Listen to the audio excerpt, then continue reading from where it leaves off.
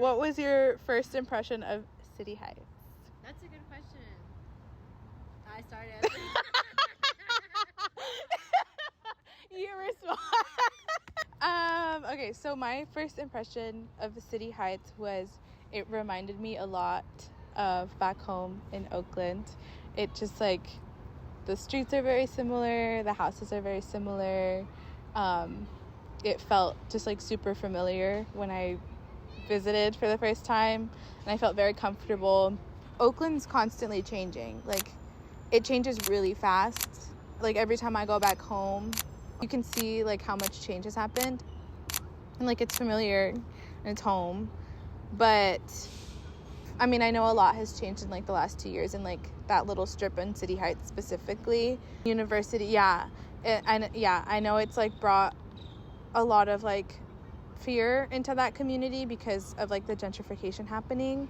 I feel like I'm seeing the parallels of like it happened in Oakland, and it's like been gentrified, and now it's like happening in this community too.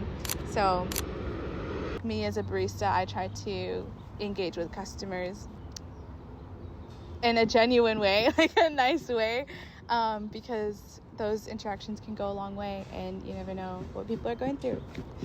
I think since moving to San Diego, it's just made me feel like it's helped me in like the transition of moving here, because it felt so familiar, and like I just needed that, like moving away for the first time, and I needed like Cafeína specifically.